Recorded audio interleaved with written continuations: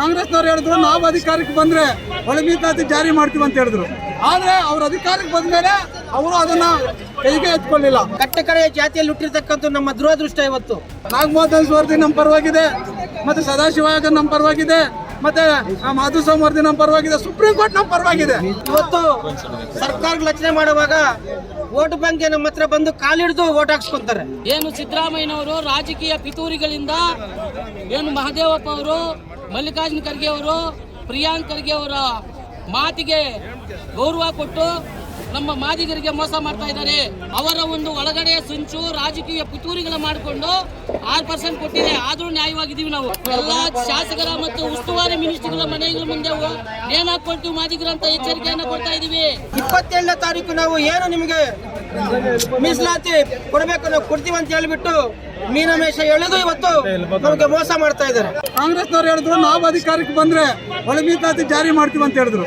ಆದ್ರೆ ಅವ್ರ ಅಧಿಕಾರಕ್ಕೆ ಬಂದ ಮೇಲೆ ಅವರು ಅದನ್ನ ಕೈಗೆ ಎತ್ಕೊಳ್ಳಿಲ್ಲ. ಅಂತ ಸಂದರ್ಭದಲ್ಲಿ ಕೇಂದ್ರ ಸರ್ಕಾರ ಮತ್ತೆ ಏನು ಇವತ್ತು ನಮ್ಮ ಆನ್ಸನ್ ಇರ್ಬೋದು, ಕೆ.ಎಚ್. ಮುನಿಯಪ್ಪ ಇರ್ಬೋದು, ಈ ಸಮಾಜದ ಮುಖಂಡರು ಏನು ಹೈಕೋರ್ಟ್ ಅಲ್ಲಿ ಸುಪ್ರೀಂ ಕೋರ್ಟ್ ಅಲ್ಲಿ ಒಂದು ಕೇಸನ್ನ ದಾಖಲು ಮಾಡ್ತಾರೆ. ಸುಪ್ರೀಂ ಕೋರ್ಟ್ ಅಲ್ಲಿ 7 ಬೆಂಚ್ ಮಾಡಿ ಅಲ್ಲಿ ಸದಾಶಿವ ಆಯೋಗ ಒಳ ಮೀಸಲಾತಿನ ಜಾರಿ ಮಾಡಬೇಕು, ಅದು ರಾಜ್ಯ ಸರ್ಕಾರಕ್ಕೆ ನಾವು ಜವಾಬ್ದಾರಿ ಕೊಟ್ಟಿದ್ವಿ ಅಂತ ಹೇಳ್ಬಿಟ್ಟು ಆರ್ಡರ್ ಮಾಡ್ತಾರೆ. ಅದನ್ನ ಇವತ್ತು ಏನು 3 ವರ್ಷಗಳಾಗ್ತಾ ಬಂದಿದೆ, ಅದನ್ನ ಮೂಲೆಗೆ ಬಿಟ್ಟು ಮಾಡಿದ್ದಾರೆ ಕರ್ನಾಟಕ ಸರ್ಕಾರ. ಆದ್ರೆ ಪಕ್ಕದಲ್ಲಿ ಆಂಧ್ರ ಇರ್ಬೋದು, ತೆಲಂಗಾಣ ಇರ್ಬೋದು, ಪಂಜಾಬ್ ಇರ್ಬೋದು, ತಮಿಳುನಾಡು ಇರ್ಬೋದು, ಎಲ್ಲ ಸರ್ಕಾರಗಳು ಮಾಡ್ತಾ ಇದೆ. ಆದರೆ ನಮ್ಮ ಕರ್ನಾಟಕದಲ್ಲಿ ನಮ್ಮ ಕಾಂಗ್ರೆಸ್ ಸರ್ಕಾರ ಮಾಡ್ತಾ ಇಲ್ಲ. ಎಲ್ಲ ವರದಿಗಳು ವೈಜ್ಞಾನಿಕವಾಗಿದೆ ಅಂತ ಹೇಳ್ದಂಥವ್ರು ಅವರೇ ಒಂದು ಸಂಸ್ಥೆಯನ್ನು, ನಾಗಮೋಹನ್ ಸಂಸ್ಥೆಯನ್ನು ಸರ್ಕಾರ ರಚನೆ ಮಾಡ್ತದೆ. ಅವರು ಸಹ ಏನು ಸುಪ್ರೀಂ ಕೋರ್ಟ್ ಇರ್ಬೋದು, ಮತ್ತೆ ಏನು ಇದು ನಮ್ಮ ಸದಾಶಿವ ಆಯೋಗ ಇರ್ಬೋದು, ಮಾಧುಸ್ವಾಮಿ ಕಮಿಟಿ ಏನು ಮಾಡಿದೆ ಅದನ್ನು ಎತ್ತಿಡಿತಾರೆ ಅವರು ಸರ್ವೆ ಮಾಡಿ. ಆಗ ಹೇಳ್ತಾರೆ 5 ಮಾಡಬೇಕು, 5 ಗುಂಪುಗಳು ಮಾಡಬೇಕಂತ ನಮ್ಮ ನಾಗಮೋಹನ್ ದಾಸ್ ಅವರು ಹೇಳ್ತಾರೆ. ಈಗ ಇಷ್ಟು ದಿನ ಸುಮ್ಮನೆ ಇದ್ದಂಥವ್ರು ನಮ್ಮ ಸಮಾಜದ ವಿರುದ್ಧ ಇವತ್ತು ಹೋರಾಟ ಮಾಡೋಕ್ಕೆ ರೆಡಿಯಾಗಿ ಇವತ್ತು ಮಾಡ್ತಾ ಇದ್ದಾರೆ. ಅವ್ರು ಇಷ್ಟು ದಿನ ಏನು ಮಾಡ್ತಾ ಇದ್ರು? ಇಷ್ಟೊಂದು ವರದಿಗಳು ಬಂತಲ್ಲ, ಈಗ ನಾಗಮೋಹನ್ ದಾಸ್ ವರದಿ ನಮ್ಮ ಪರವಾಗಿದೆ, ಮತ್ತೆ ಸದಾಶಿವ ಆಯೋಗ ನಮ್ಮ ಪರವಾಗಿದೆ, ಮತ್ತೆ ಮಾಧುಸ್ವಾಮಿ ವರದಿ ನಮ್ಮ ಪರವಾಗಿದೆ, ಸುಪ್ರೀಂ ಕೋರ್ಟ್ ನಮ್ಮ ಪರವಾಗಿದೆ. ಇಷ್ಟೆಲ್ಲ ವರದಿಗಳಿದ್ರು ಸಹ ಇವತ್ತು ಏನು ABC ಅಂತಿದೆ, ಅದರಲ್ಲಿ ಎ ವರ್ಗದಲ್ಲಿ ಮಾದಿಗನ್ನ ಸೇರಿಸಿದಾರೆ ಅಂದ್ರೆ ಒಂದೇ ಒಂದು ಕಾರಣಕ್ಕೆ ಇವತ್ತು ಅದು ಸರಿ ಇಲ್ಲ ಅನ್ನೋದು ತರ ಮಾತಾಡ್ತಾರೆ. ಮಾದಿಗ ಸಮಾಜದ ಮುಖಂಡರು ಈ ಒಂದು 35 ವರ್ಷಗಳ ಹೋರಾಟದ ಪ್ರತಿಫಲ ನಮಗೆ ಸರ್ಕಾರಕ್ಕೆ ಕೊಡ್ತೀವಿ ಅಂತ ಹೇಳಿ ಸುಳ್ಳು ವಾಸನೆ ಕೊಟ್ಟು ಇವತ್ತು ನಮಗೆ ಮೀನಮೇಷ ಎಳಿತಾರೆ ಸರ್ಕಾರ. ಇವತ್ತು ನಾವು ಏನು ಕಟ್ಟಕಡೆಯ ಜಾತಿಯಲ್ಲಿ ಹುಟ್ಟಿರ್ತಕ್ಕಂಥ ನಮ್ಮ ದುರದೃಷ್ಟ. ಇವತ್ತು ನಮ್ಮ ಮಕ್ಕಳಿಗೋಸ್ಕರ ನಾವು ಹೋರಾಟ ಮಾಡಿ ನಾವು ಮಕ್ಕಳನ್ನು ಕೊಡಬೇಕು. ಇವತ್ತು ಸರ್ಕಾರ ರಚನೆ ಮಾಡುವಾಗ ವೋಟ್ ಬ್ಯಾಂಕ್ ನಮ್ಮ ಹತ್ರ ಬಂದು ಕಾಲಿಡಿದು ವೋಟ್ ಹಾಕ್ಸ್ಕೊಂತಾರೆ. ಆದ್ರೆ ನಮ್ಮ ಮಕ್ಕಳನ್ನ ಕೇಳಿದ್ರೆ ನಿಮ್ಗೆ ಇವತ್ತು ಕೊಡ್ತೀವಿ, ನಾಳೆ ಕೊಡ್ತೀವಿ ಅಂತ ಸತತವಾಗಿ 35 ವರ್ಷಗಳ ಕಾಲ ನಮ್ಮ ನಾಳುವ ಸರ್ಕಾರಗಳು ತುಳಿತಾನೆ ಬಂದಿದೆ. ಇವತ್ತು ನಾವೇನು 5ನೇ ತಾರೀಕು ನಿಮ್ಗೆ ಮೀಸಲಾತಿ ಒಂದು ಕೊಡ್ತೀವಿ ಅಂತ ಹೇಳ್ಬಿಟ್ಟು ಮೀಟಿಂಗ್ ಕರೆದು ಪೋಸ್ಟ್ಪೋನ್ ಮಾಡ್ತಾರೆ. ಮತ್ತೆ ನಾವು ಎಲ್ಲ ಸಂಘಟನೆಗಳು, ಎಲ್ಲ ದಲಿತ ಮುಖಂಡರು, ಮಾದಿಗ ಸಮಾಜದ ಮುಖಂಡರು ಎಚ್ಚೆತ್ಕೊಂಡು 12ನೇ ತಾರೀಕು ಮಾಡ್ತೀವಿ ಅಂತ ಹೇಳಿದ್ರು. ಆ ಒಂದು ಶಕ್ತಿಯನ್ನು ಪ್ರದರ್ಶನ ಮಾಡಿ ಬೆಂಗಳೂರಲ್ಲಿ ತೋರಿಸ್ಕೊಟ್ಟಿದ್ದೀವಿ. ಆವತ್ತು ಕ್ಯಾಬಿನೆಟ್ ಮಣಿದು ನಮಗೆ ಭಯ ಬಿದ್ದು ನಮ್ಮ ಶಕ್ತಿಯನ್ನು ನೋಡಿ ಕರ್ನಾಟಕ ಸರ್ಕಾರದ ಮಂತ್ರಿಗಳು 4 ಜನ ಮಂತ್ರಿಗಳು ಬಂದು ನಮ್ಗೆ ಆಶ್ವಾಸನೆ ಕೊಡ್ತಾರೆ. ನೀವಿವತ್ತು ಮಾಡತಕ್ಕಂಥ ಹೋರಾಟ ಇಂತಗೊಳ್ರಿ, ನಿಮಗೆ 27ನೇ ತಾರೀಕು ನಾವು ಏನು ನಿಮಗೆ ಮೀಸಲಾತಿ ಕೊಡಬೇಕು ನಾವು ಕೊಡ್ತೀವಿ ಅಂತ ಹೇಳಿಬಿಟ್ಟು ಮೀನಮೇಷ ಎಳೆದು ಇವತ್ತು ನಮಗೆ ಮೋಸ ಮಾಡ್ತಾ ಇದ್ದಾರೆ. ಇವತ್ತು ನಾವು ಇಡೀ 31 ಜಿಲ್ಲೆಗಳಲ್ಲಿ ಮಾದಿಗ ಸಮಾಜದ ಮುಖಂಡರು, ಮಾದಿಗ ಸಂಘಟನೆಗಳ ಹೋರಾಟ ಸಮಿತಿಗಳು ಇವತ್ತು ಎಲ್ಲ ಜಿಲ್ಲಾಧಿಕಾರಿ ಕಚೇರಿ ಮುಂದೆ ನಾವು ಪ್ರತಿಭಟನೆ ಮಾಡಿಕೊಂಡು, ಅದೇ ರೀತಿ ನಾವು ಚಿಕ್ಕಬಳ್ಳಾಪುರ ಜಿಲ್ಲೆಯ ನಮ್ಮ ಜಿಲ್ಲೆಯ ಜಿಲ್ಲಾಧಿಕಾರಿ ಮುಂದೆ ನಾವು ಪ್ರತಿಭಟನೆ ಮಾಡ್ತಾ ಇದ್ದೀವಿ.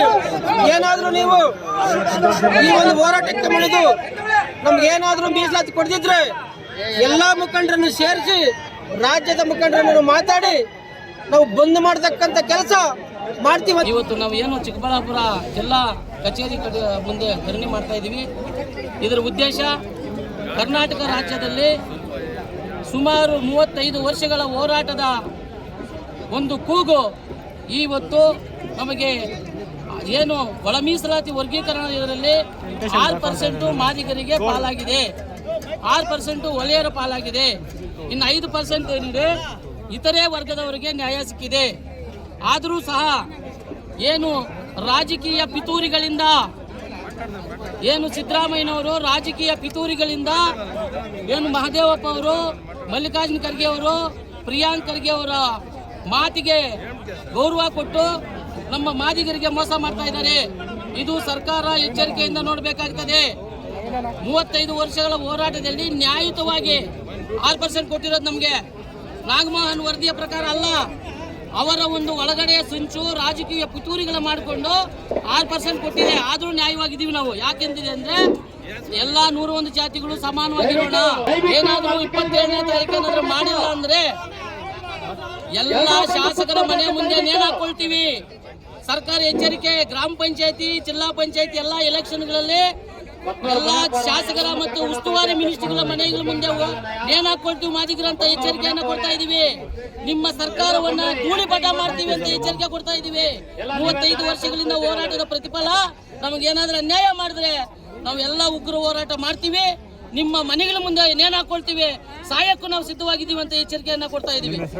ಎಂ.ಇ. ರಾಮಪ್ಪ, ಮಾದಿಗ ದಂಡೋರ ಜಾಗೃತಿ ಹೋರಾಟ ಸಮಿತಿಯ ರಾಜ್ಯ ಪ್ರಧಾನ ಕಾರ್ಯದರ್ಶಿ. ಈ ಮಾದಿಗರಿಗೆ ನಿಜವಾಗಲೂ ಅವರು ಯಾವುದೇ ರೀತಿ ಅವ್ರಿಗೆ ಅನ್ಯಾಯ ಆಗಬೇಕಂತ ಕೆಲವು ಸಚಿವರುಗಳು ಇದನ್ನು ಸಿದ್ದರಾಮಯ್ಯ ಅವರಿಗೆ ಹೇಳಿ ನಿಲ್ಲಿಸುವಂಥ ಒಂದು ಅವ್ರಿಗೆ ತಲೆ ತುಂಬುವಂಥ ಒಂದು ಕೆಲಸ ಮಾಡ್ತಾ ಇದ್ದಾರೆ.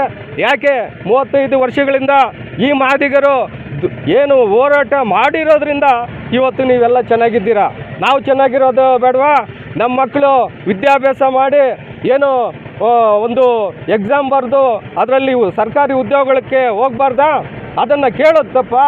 ಅದರಿಂದ ದಯವಿಟ್ಟು ಮಾನ್ಯ ಮುಖ್ಯಮಂತ್ರಿಗಳಿಗೆ ಹೇಳೋ ವಿಚಾರ ಏನಂದರೆ ಎಲ್ಲ ಜಿಲ್ಲೆಗಳಲ್ಲಿ ಮಾದಿಗ ಏನು ಸಂಘಟನೆಗಳು ಪ್ರತಿಯೊಂದು ಜಿಲ್ಲೆಯಲ್ಲೂ ಈ ದಿನ ಒಂದು ಮೆಮೊರಂಡಮ್ ಜಿಲ್ಲಾಧಿಕಾರಿಗಳಿಗೆ ಕೊಡ್ತಕ್ಕಂಥ ಒಂದು ಕೆಲಸ ಮಾಡ್ತಾ ಇದ್ದಾರೆ.